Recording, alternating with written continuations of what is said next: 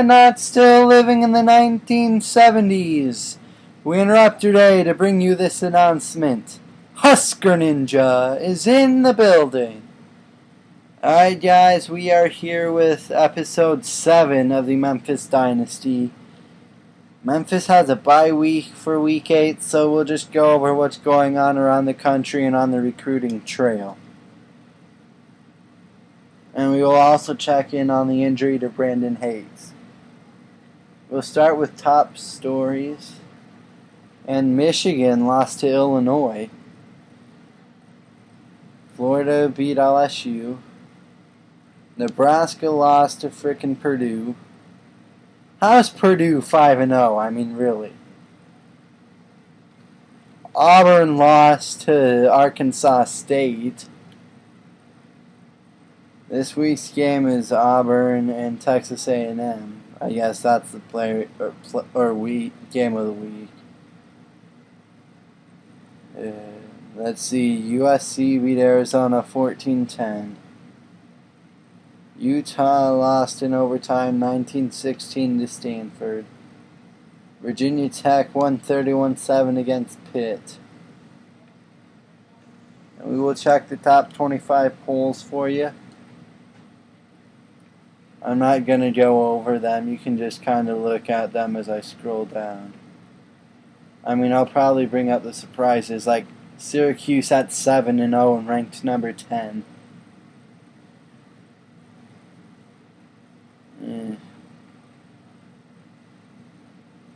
Fresno State's number 21. Vanderbilt's 25.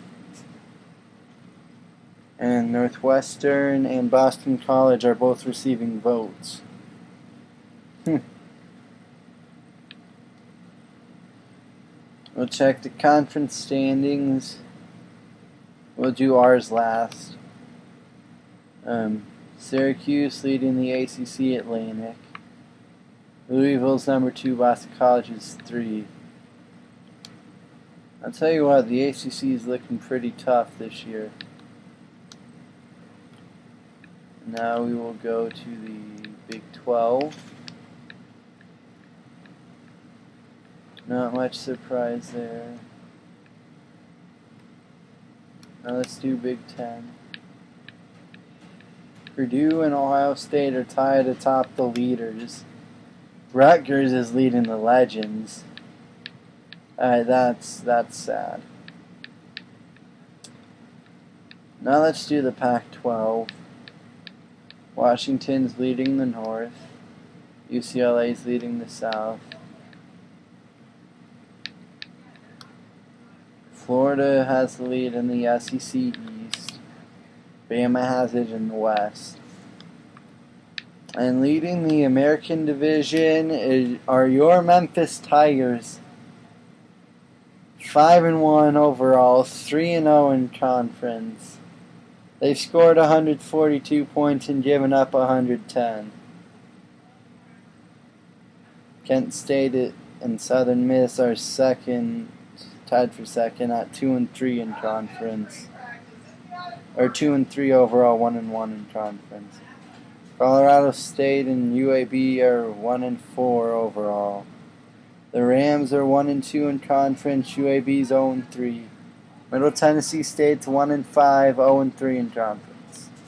On the other side, UConn is leading the athletic division. Imagine a rematch between Memphis and UConn in the conference championship. That would make me sad, actually.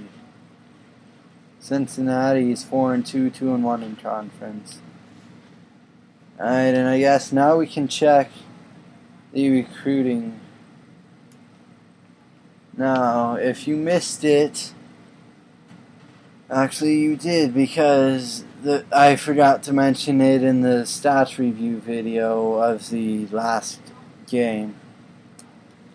But during week 6, the second commitment of the Yakov Kolenkov era came in.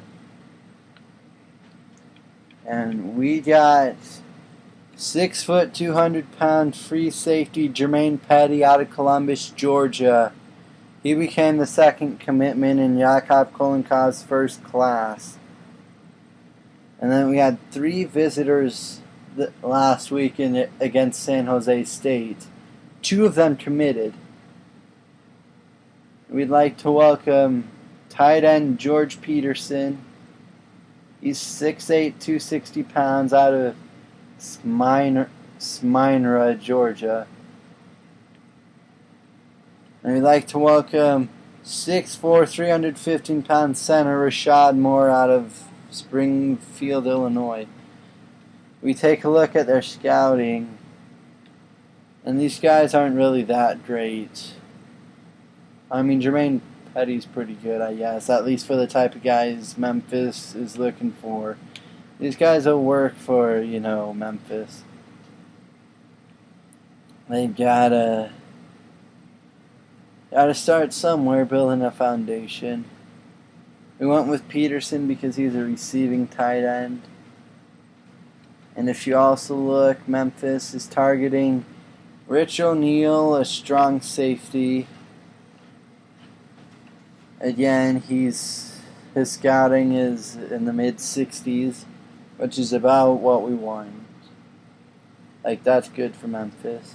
We also have Joe Holloway, a 4-star defensive end. He's got us first on his board. The number 9 DN in the class, and we did our scouting homework. He's up to 79 overall. Got pretty decent speed, pretty good power moves and finesse moves. I think he'll be pretty good up there on the line, if not right away within a couple years. We also are looking at Brandon Webb, who we did our homework. He's only a 3-star, but he goes up 7 and becomes a gem. He's got pretty solid catching in traffic. Those are both 74. His spectacular catch goes up 10 to an 84. And his jumping's at an 80. He's got 89 speed, so Webb, if we could get him, he'd be a good addition to our receiving core. We've got a bad case of the dropsies going along there, and it's infuriating at times. Hey, look, there's Adam Hayes. Maybe he's Brandon Hayes' brother or something. No, I'm just kidding. He's a 4-star. 4-star halfback, a power halfback. You scout him, he goes up 4 to 77. And maybe, you know what, we should start to put points on these guys. I may look into that in a second or two. Remind me later. We got also Sam Britt, a defensive tackle. We're not as far ahead on him, only 475. But he goes up 3 to 75, and again, we just got to plug in that line. Oh, and that's why Kentucky, they had a visit. And they just went up a ton of points. Just because they had a visit. We're also looking at Daniel Clayton, 3-star outside linebacker out of Marquette, Michigan. He's a 75 overall, and look, we just went up on his board. I think he's only been on our board like 2 weeks, and all of a sudden we've got the lead on him. So there's Albert Scott. He was the third recruit to visit this past week, and he was pretty impressed. So we'd like to try and stay ahead on him as hold off Wisconsin. It might be tough, but we're going to try. We're also targeting Terrence Kainieri, a strong safety out of Lincoln, Nebraska. We're 30 behind Texas Tech, but we're gaining every week. So it'd be nice to get him. It'd also be pretty nice to get Sam Bell, but I don't know if it's going to happen. So, we're just kind of putting points on him for right now. We're going after Lionel Brooks, a JUCO athlete. He's 76 overall, and no one else has gone after him yet, so we're like, why not try and take a shot at him?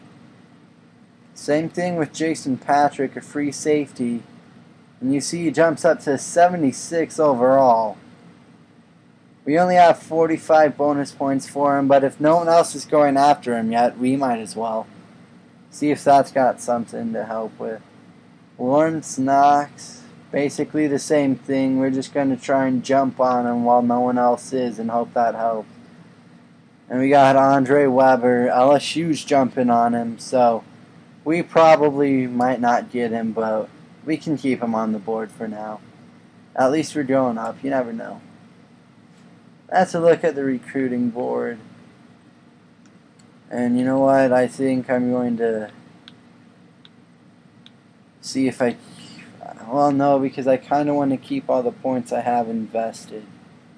You know what? I think I can take some points off of Joe Holloway. At least for now. They keep going down. We'll put some points on Hayes and Webb and try to get them to commit faster.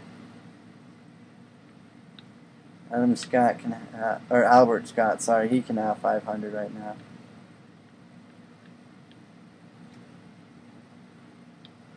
And you know what? Something just telling me to cut my losses and drop Sam Bell. I mean, UAB's got a visit coming up in 2 weeks. They just completely jumped us. He would be pretty nice because he's a 69 overall. But I'm not gunning for him super hard. I have other people I'm going for. Especially because Joe Holloway's already at defensive end. But you know what? For now, we'll keep him on the board. See what happens next week. And before we end this video, gotta check the injury report. And Hayes is already going to be back. So that's good news for Memphis. They'll have him for this stretch run. As after this week, there's only like 6 weeks left in the season, I think. Memphis only needs one more win to get to bowl eligibility. Hope you guys stay tuned for this Memphis Dynasty to find out if the Tigers can reach a bowl game in 1 year under head coach Yakov Kolenchov.